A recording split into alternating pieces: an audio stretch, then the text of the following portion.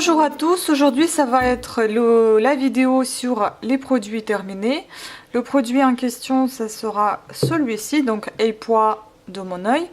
Mais avant, je voudrais vous montrer ce petit vernis que vous avez vu forcément dans une de mes vidéos, dans un colis qui venait de l'Italie, Kiko.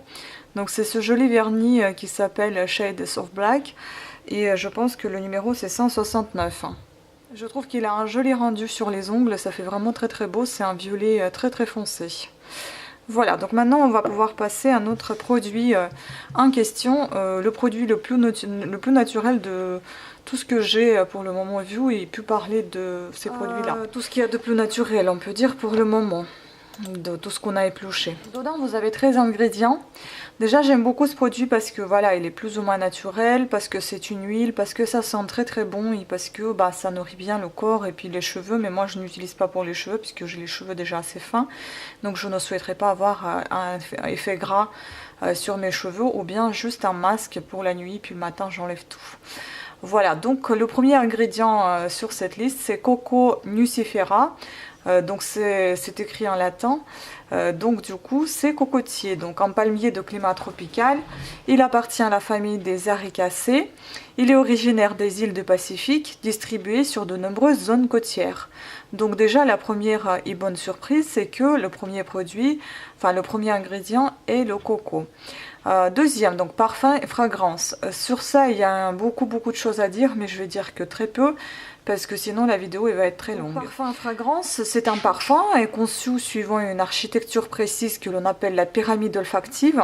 Donc cette structure est constituée de 3 types de fragrances qui sont les notes de tête, les notes de cœur et les notes de fond. Et puis après vous avez tous les détails sur ces notes de parfum qui sont détaillés sur le site Oorica si vous êtes intéressé. Donc en gros c'est du parfum, enfin c'est l'odeur.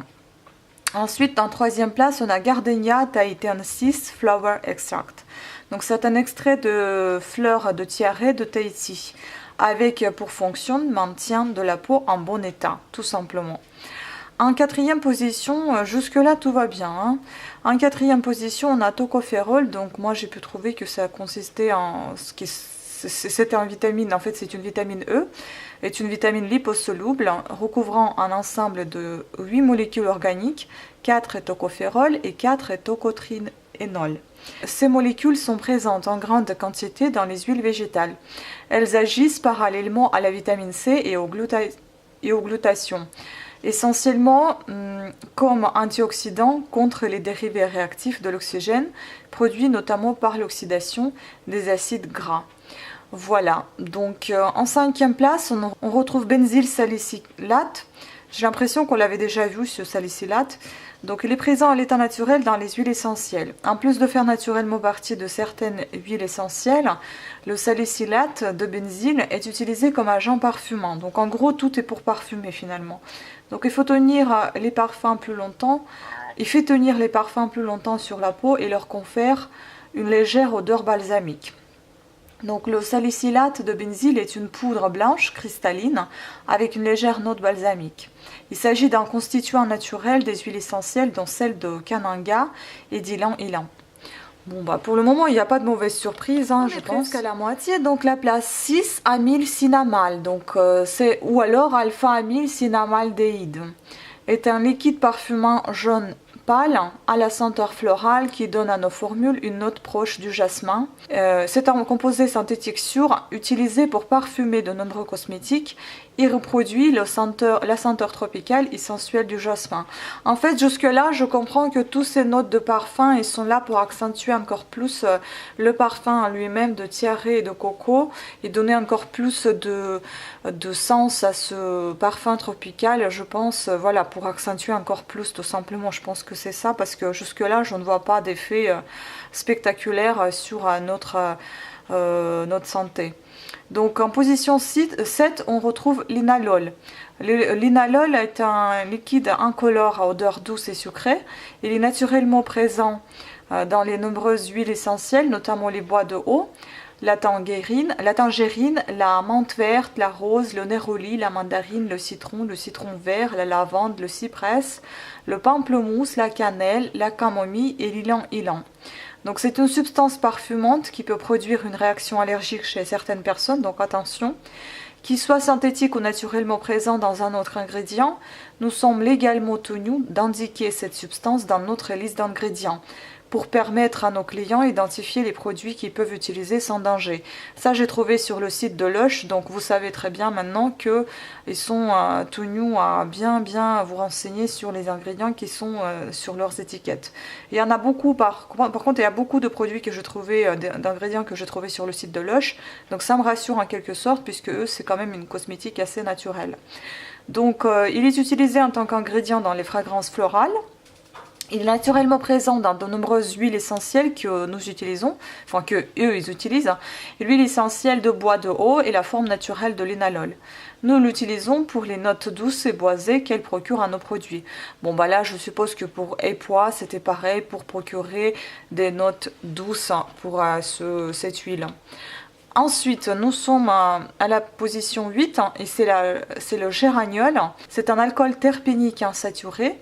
C'est également un monoterpène. Il constitue une majeure partie de l'huile de rose et de palmarosa.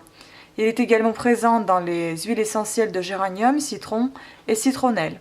Son odeur de rose est couramment utilisée en parfumerie, notamment pour créer les parfums comme la pêche, la framboise, le pamplemousse, la pomme rouge, la prune, l'orange, le citron, la pastèque, l'ananas et la myrtille. On peut également utiliser cette molécule comme répulsif d'insectes, bien qu'il chasse les moustiques, mouches, cancrelats, fourmis et les tiques. Il est produit par les abeilles pour les aider à marquer les fleurs à nectar et localiser l'entrée de leur ruche. Pas mal ce produit. Après, heureusement qu'il n'y a pas une odeur forte de la rose, puisque moi j'aime pas trop tout ce qui est à la rose, à part les roses fraîches dans mon vase. Voilà. Donc position numéro 9, citronnellol. Donc l'origine et la chimie de ce produit sont telles. Donc il peut être extrait par distillation des huiles de citronnelle ou de géranium. Il pourra donc être utilisé de manière isolée, en dehors de toute utilisation de ces huiles végétales. Le citronnellol appartient aux 26 composants parfumerie allergènes dont la mention est obligatoire sur les étiquettes des produits qui en contiennent. Donc il est utilisé dans les cosmétiques comme parfum ou comme agent masquant, c'est-à-dire pour couvrir les odeurs d'autres composants du produit. Il n'y a peu d'informations sur ce composant, il est utilisé souvent dans les cosmétiques au label bio. Donc à la position numéro 10, c'est le benzylbenzoate. Ses origines sont végétales et synthétiques. Ses fonctions sont, c'est un solvant, peut entrer dans la composition des parfums. Et selon la réglementation, peut être présent dans tous les types de cosmétiques. Molécule aromatique classée parmi les 26 composés odorants allergènes dont la déclaration est obligatoire. Donc à nouveau, on est obligé de mentionner ce produit-là sur nos emballages pour savoir si on n'y est pas allergique.